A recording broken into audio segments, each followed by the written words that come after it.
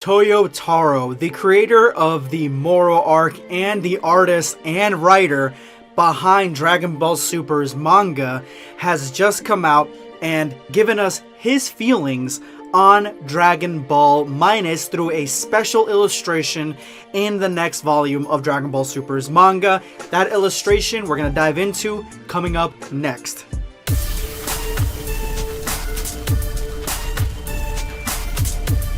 Prepare yourself, Dan Saiyan.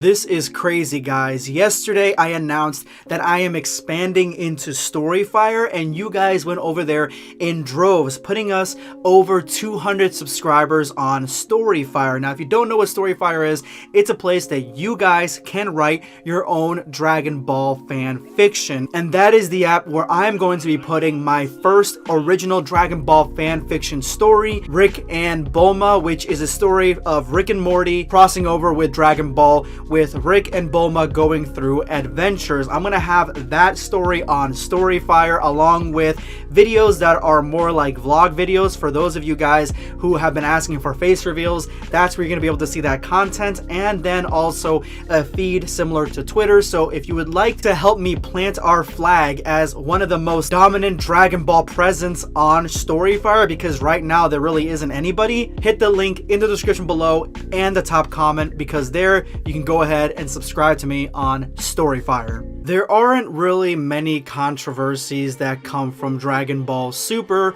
besides the first 5 episodes being garbage, but most of the things that the fandom basically argues over all the time rolls over from Dragon Ball Z. Goku is a bad father, Gohan sucks. Those things and those complaints roll into Dragon Ball Super, and Dragon Ball Super knows that and actively tries to figure out a way to correct them. Both of those things go in unison. But when it comes to actual controversy, there is not any single controversy that Dragon Ball Super has created than Dragon Ball Minus. Now, if you guys don't know what Dragon Ball Minus is, it is a Dragon Ball manga created by Akira Toriyama a long time ago, where he shows us his version of the origin of Goku, Bardock, and what Frieza did to their planet. It is the entire story wrapped up into one, and we saw that story play out in Dragon Ball Super Broly at the very beginning.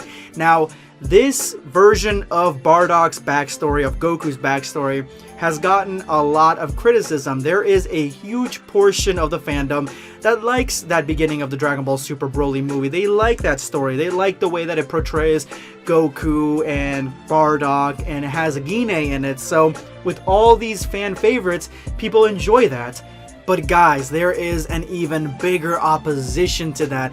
There is a huge portion of the fandom that does not even look at Dragon Ball Minus. They completely disregard it. They throw it into the garbage. They don't want anything to do with it because they say that the Dragon Ball Z special that has Bardock's backstory is enough. That is the legitimate backstory, even though it's essentially not it anymore. It is completely retconned. So before I give you my thoughts on this, I want to jump into the master himself, Toyotaro, and what his thoughts are on Dragon Ball Minus. And he did this by making a new special illustration for the next chapter of Dragon Ball Super's manga, and this is coming to us by DBSHype, and it reads, Toyotaro's special illustration for this month is Raditz and Bardock, who is in the background.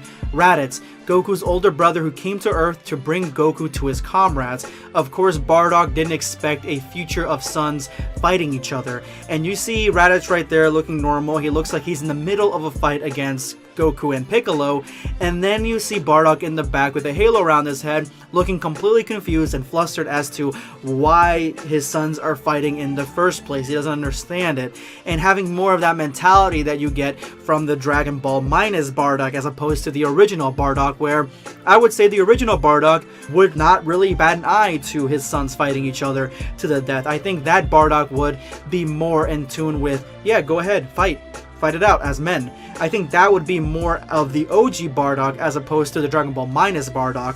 But this is where subtly Toyotaro has given us his thoughts on Dragon Ball Minus. And his thoughts are this: it doesn't exist. This is part of a collection of illustrations that Toyotaro has put into the Dragon Ball Super manga that are meant to show events from Dragon Ball Super's manga that we don't get to see. Little things here and there. He's put some really interesting stuff in the past, and we essentially take that as being part of the Dragon Ball Super manga.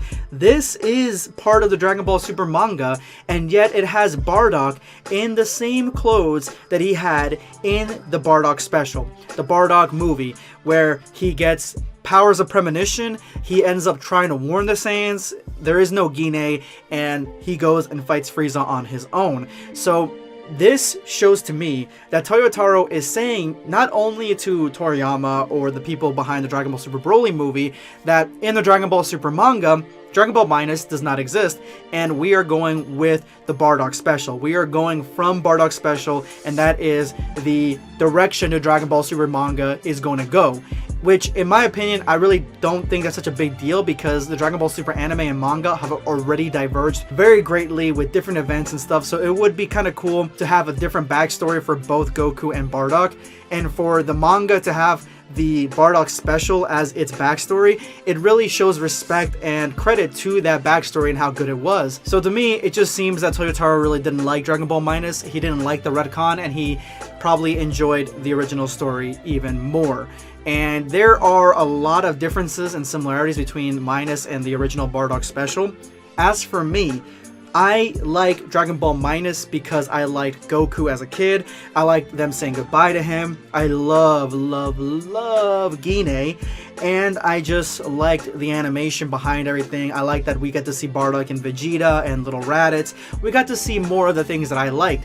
The Bardock special was one of my favorite things when I was a young kid, Dragon Ball Z time, and I was completely in love with Bardock as a character. He's definitely a fan favorite for a reason, so I definitely enjoyed him very much, and I liked him. But personally for me, the only real missing thing is his crew, Bardock's team that the Frieza Force tried to kill. I honestly would have liked to see that in Dragon Ball Minus, and personally for me, Dragon Ball Minus could have been its own movie as opposed to being just the beginning of Dragon Ball Super Broly. And if they would have added that in there, that would have been also really cool. The one part I don't like about Minus is at the very end you get Bardock's sacrifice. That doesn't really mean much because we get to see the process up to that sacrifice. Last time we saw Bardock, he just kind of had an inkling that Frieza was going to kill the Saiyan people, the Saiyan race, and then we just see him sacrificing himself. It really comes out of nowhere, and it doesn't flow with that story at all. I think Bardock's sacrifice makes more sense in the Bardock special. In Dragon Ball Minus, he should have just died like the rest of the other Saiyans. That's just my take on it, but let me know what your thoughts are on Dragon Ball Minus versus the Bardock special. Which one do you think is better? And if you made it to this point in the video, you are now part of the hashtag End of Video Squad. Thank you guys so much for all your support. Make sure to drop that comment with that hashtag for a chance to be featured in my next video. Today I'm going to be responding to Tate Henderson. Open your eyes, Kevin. It's time to witness perfection. Had no clue Cell said that. Actually, when I rewatched that clip, and I love Meat Canyon, he's one of my favorite animators on YouTube.